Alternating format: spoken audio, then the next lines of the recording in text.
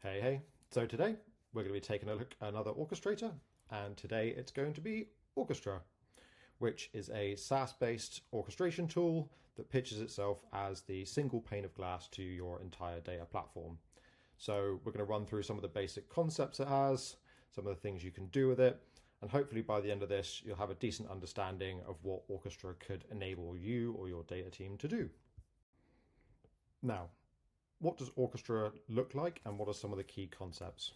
Well, if we open the home page, it's going to take us straight to our pipelines page, which is pretty much what we would expect for any orchestrator. We have this home page of pipelines, statuses, when they last run, all kind of fairly standard stuff. But how do these pipelines get constructed? Well, Orchestra has the notion of integrations.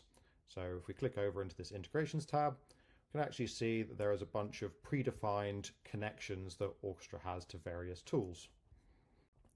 And if we wanted to add a new one, we can click New Connection and see that Orchestra has this whole library of kind of pre-built connectors that I can use out of the box for pretty much any data tool that you may have in your stack. But we can also see that if we don't have a given tool, we have integrations like Python that can allow you to write your own integrations, or just request another one. And if we jump into what is a fairly standard looking data pipeline, we can see those integrations being used as tasks, where we can add triggers to a pipeline, we can define the tasks, configure their kind of inputs and values by clicking on these little edit boxes and adding the commands as we wish with all the documentation down the side. And then we can edit and build our dependencies to suit our pipeline's needs. But you'll also notice that Orchestra has these little extra boxes for things like trigger conditions or matrix configuration. Now, the matrix configuration is what Orchestra calls the meta engine.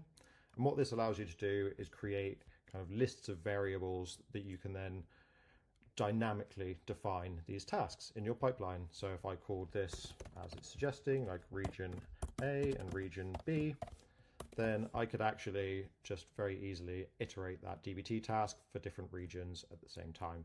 And you can see it's added this stack of little cards to represent the multiple tasks all happening at once. And if we look at the lineage of this pipeline after it's run, you can see something else fairly interesting about Orchestra is that it actually expands things like DBT pipelines into their underlying operations for us.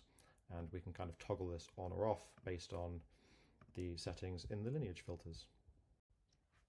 And something else the meta engine allows you to do is passing data or variables between tasks. So as you can see here on this Python task, I've got a set outputs configuration triggered, and then downstream I'm actually going to be using the output of that task in the next task. So you can access these pretty easily by coming into global variables, previous task runs, finding your task name, and then picking the output or the ID or whatever you need from it and just passing it to the next task. Once we've finished editing a pipeline in Orchestra, we actually get two options of where we want to store this. So we can either store it in Orchestra or in our own GitHub account. Now that obviously begs the question, what do these pipelines look like in the background? And if we click save, we can see the answer actually is they are just YAML, which in the age of AI, having all of your pipelines defined and stored as YAML in your GitHub repo or any Git provider, is going to be pretty useful. And you're going to be able to use AI to build and edit these pipelines and even maintain them, which is pretty cool. Looking at some of the other core features of Orchestra, environments is one of the main ones. Now, in other orchestrators, this can get a bit painful. You have to deploy extra infrastructure, you have to manage the separation, set up your CI/CD, but Orchestra kind of abstracts this all away for you and just makes each environment a nice and easy configuration of kind of a name and a list of environment variables. And these can be anything from strings, integers, to entire integrations. So if you've got an integration that you've got a dev version of and a prod version of, you can actually just set it as environment variable and then reuse it the same way in all your pipelines and just toggle between the environments. Nice and easy. Orchestra also stores each data asset you create under the hood. So rather than just running arbitrary tasks and showing them back to you, it actually understands and monitors what each of the tables or final outputs you're creating look like. So you can actually monitor in one place all of your kind of different tests, the health, the freshness, and lots of other kind of metadata about what your pipelines are producing.